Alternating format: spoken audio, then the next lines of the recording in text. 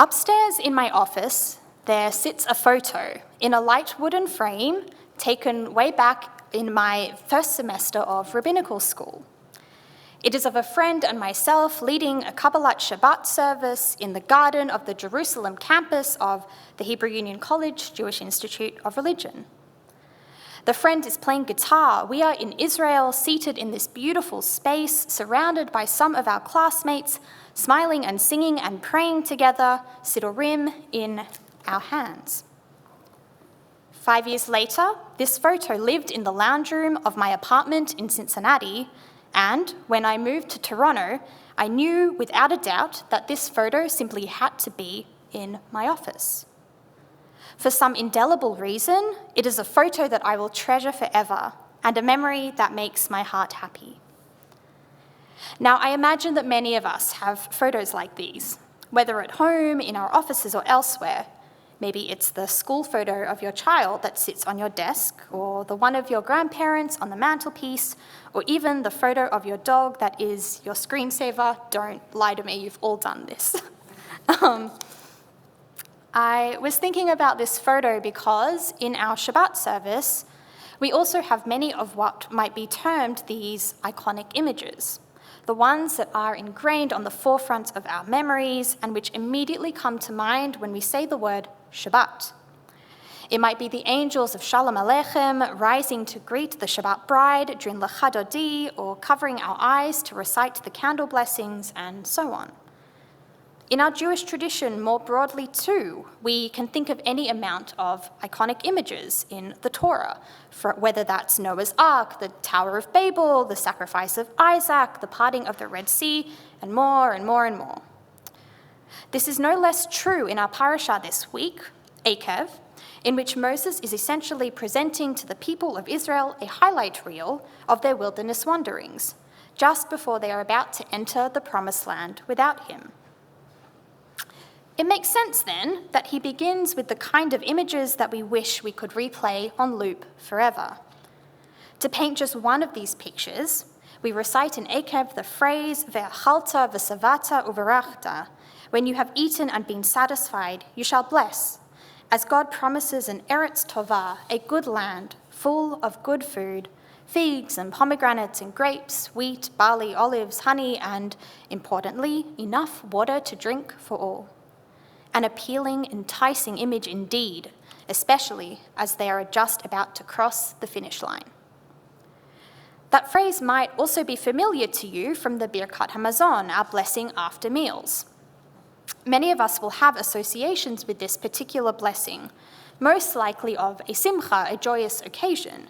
For example, some of you might remember benching at your family's Shabbat table, or your friend's wedding, or even your own. After all, for Chizkuni, a 13th century commentator, this phrase was a hint that when people come together to share a meal, they add an additional blessing to God. For what it's worth, I hear that phrase and immediately think of the Chadar Ochel, the dining room of the camp that I grew up on, full of singing, screaming, noisy, happy children, most likely dancing around like crazy on a Friday night just like this. Perhaps this is why it struck such a chord to be up at Camp George just a few weeks ago, walking into their Hadar Ochel and encountering an almost exact replica of that same rambunctious post-meal scene from my teenager and young adult years.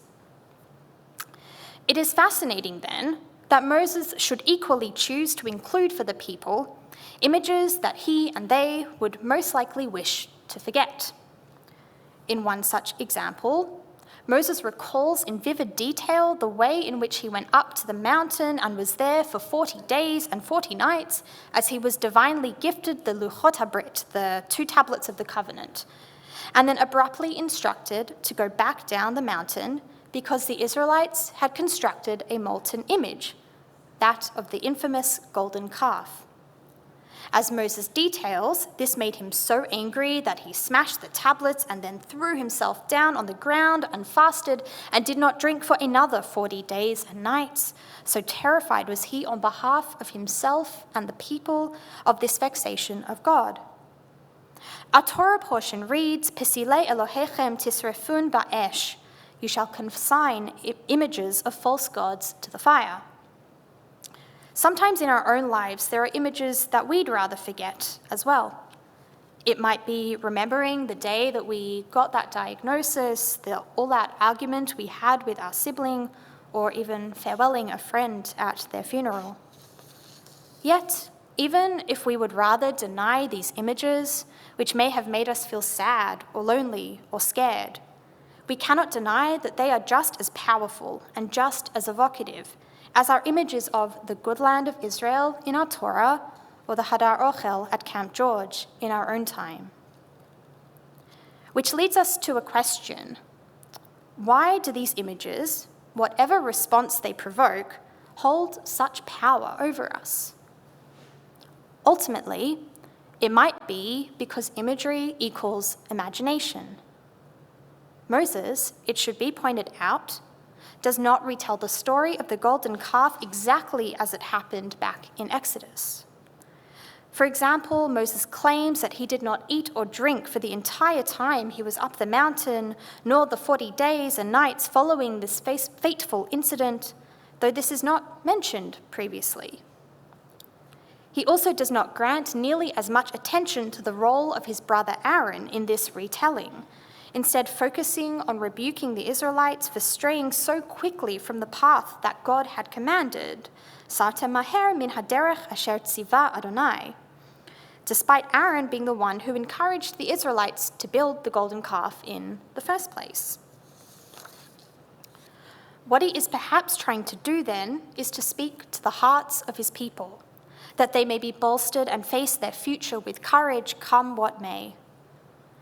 Moses needs the people to use their imaginations and, moreover, to feel emotionally invested in the journey they have been on so that they can be successful in the one that lies ahead. According to another 13th century biblical commentator, Nachmanides, this was exactly the point of Ve'achalta v'savata uvarachta, that when we hear this phrase, we recall being slaves in Egypt and the affliction of the wilderness, but are also reminded of the good land that God has granted the people, where they shall never go hungry again.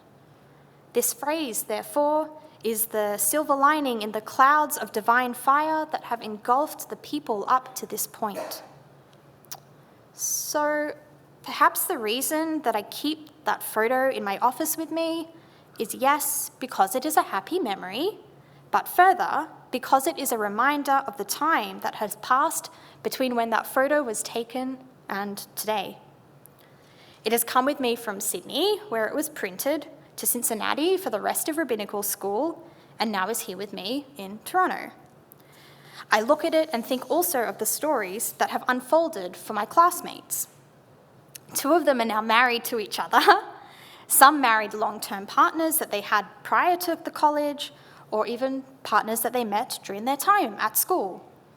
Some lost parents or grandparents along the way. Some now work for congregations, some for Jewish organizations, and all of us are scattered across the world. It is a sweet and nostalgic reminder of where we all were and how far we have all come. That photo for me, in short, is a blessing.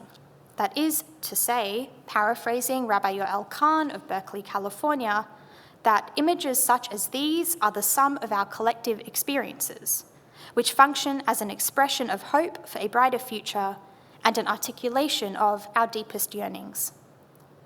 In the new week ahead, then, and on this slow and steady ascent towards the High Holy Days, a time in our calendar replete with powerful imagery, may you be granted the time to reflect on those images which resonate most strongly and which stir our souls and push us forwards to the Eretz Tovah, the good land. Ken Yehi Ratzon, Shabbat Shalom. We're on page